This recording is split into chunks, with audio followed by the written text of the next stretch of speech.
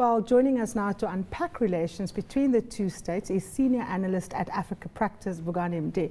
Vukani, thank you so much for joining us here on Beyond Markets. Now, of course, in very real terms, articulated there, Nigeria, South Africa, the two big drivers of the African growth story. Traditionally, quite patchy relations, valleys and troughs, if you like. The realization here, the economic imperative being made for closer ties. Can they do it? Is there enough commitment both at a political level but also at a corporate and at a business level? Yes, they can, Karima. Not only can they do it, they actually are already doing it. Whenever people speak of Nigeria-South Africa relation, I often get the notion that there is an overemphasis on the political relationships, which have often been cold. We can't escape that. But bubbling underneath the surface of that are economic and financial ties that have been going only one direction, and that direction has been up. Last year, trade between these two countries amounted to about 35 billion rand. Now, that's a five-fold increase from 10 years before in 2002. Now, obviously, it started off a very low base, but it is growing and is projected to do nothing else but grow over the next decade. Now, of course, I think the presence of big South African players in the Nigerian market indicates that confidence. MTN, SAB Miller, quite a lot of Tiger brands, for example, multi-choice. But there has been complaints from particularly the Nigerian side that the movement of Nigerians is quite restricted.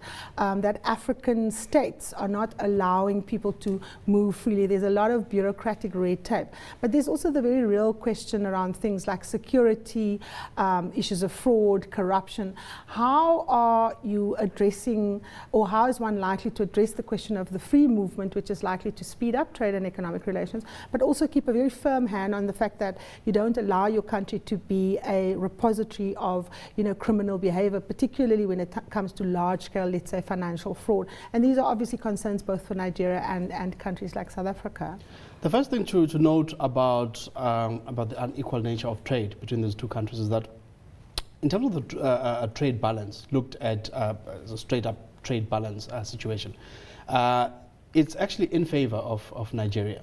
South Africa buys more from Nigeria than it sells to Nigeria. Now, obviously, if you look closer at that, that's probably because South Africa buys a lot of crude oil from Nigeria and exports to Nigeria are finished goods, processed goods, and services. And so it is unequal in favor of South Africa in that respect. Now, obviously, Nigeria has a structural disadvantage in this sense because its economy is very heavily skewed towards oil extraction, whereas South Africa has the continent's most diverse economy. But it has a market. In fact, one analyst compared Nigeria-South Africa relations to US-China relations. Yes. US is large, it's powerful, but China has the volumes. Is that a fair comparison? And China to the US, in the same way that Nigeria is to South Africa, is potentially the largest market on the continent, the largest consumer market. Yeah. Which explains why South African consumer goods and services companies like MTN, like your MultiChoice, are actually doing very well in Nigeria. So the structural nature of that relationship is decided in favor of South Africa. Now, of course, we've made the case for the economic relationship. As you pointed out, politically, that's a little bit more difficult. We've often had opposing views on how to deal with crises, both internally in both countries, particularly Nigeria, but also approaches to conflicts in places like Mali and so on. President Jacob Zuma today called for the establishment of an African stabilization force, and of course this comes off the back of what happened in the Central African Republic. When we were chatting with leaders at the BRICS Summit, African leaders, you did get a sense that part of the reason why foreign troops can move so freely is the inability of African troops to hold the line and hold a common position. The call by President Zuma, is President Goodluck Jonathan going to be able to come on board? Is it something that will bind the two countries? Well, Let's look at it broader than President Goodluck Jonathan. Is Nigeria as a state on board with the call for an African standby force?